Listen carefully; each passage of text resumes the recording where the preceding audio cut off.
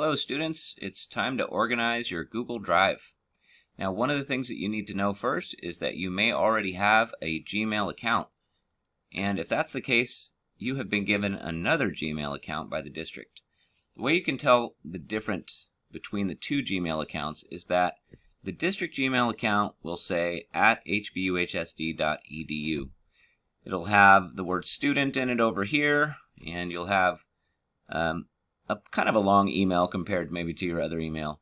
But what you need to do is to understand that those are two different accounts, and so you can add the two accounts together if you want to. You can add your personal account, like I've done here, to your own school account as well. But you need to be on your school account when you're working with school-related documents.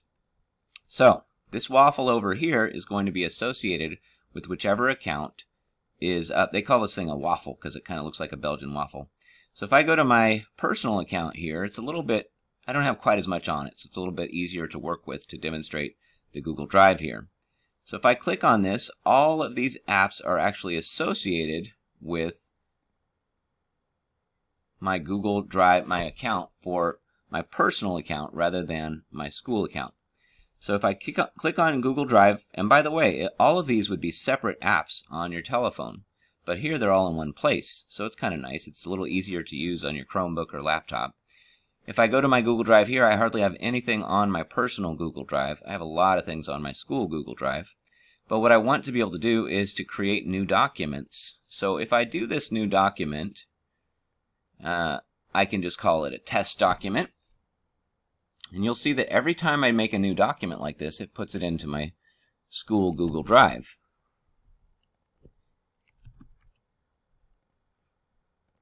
And so what we have here is I go to my drive and I'll see my new document. But if I just make a new document every time, it'll put every single new document on my main Google Drive, and that gets to be very hard to find certain things. Especially sometimes people make documents that they don't put a title on, and that becomes especially difficult to find the thing that you want to turn in or that you want to access. You can do a search if you know the title and you gave it a title.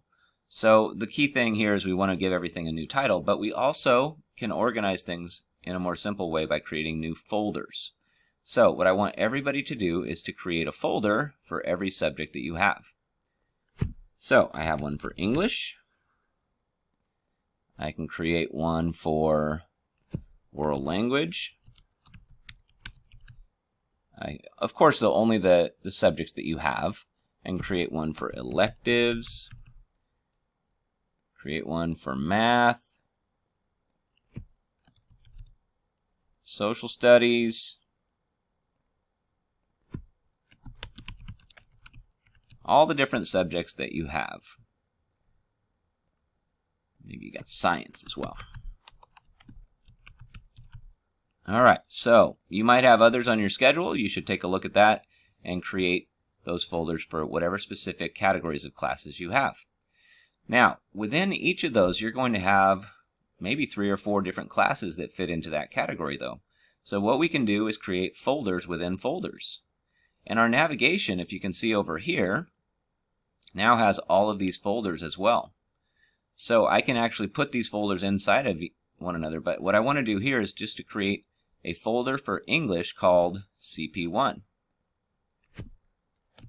For College Prep 1. Now, yours can be called whatever class you have for English. It might be Cybax English or Modern Lit, something like that.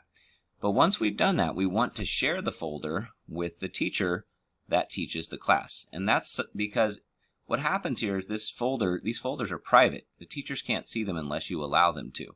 So you have to give permission for them to see your assignments when they're turned in. Now, some of the assignments might be turned in as PDFs, but if you turn in an assignment as a Google Doc and you want editing on the Google Doc, your teacher's going to be able to edit them and see them only if you give them permission. So what you do is you click on this little icon right here. It's got a head with a plus next to it. And then you can decide who you're going to share it with. So I can type in my own email address here.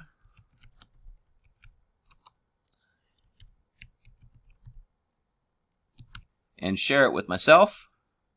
So it's sharing between one and the other. I can notify and leave a little message if I want to, but here don't notify me. That's too many emails all at once. You can just let me know. I'll know if I can see your assignments. You don't need to let me know, each one of you. So you can give me either editing privileges or just viewing privileges, but I really need to be able to have the editing privileges so that I can comment on things and so that I can see when things were completed. Especially for group assignments, we're going to need to be able to see that. So give me editing privileges. I promise I won't delete anything, and it doesn't give me access to anything except for that one English folder. Then you'll click share, and now if I go back to this, you'll see that it has a little icon. It's been shared with somebody.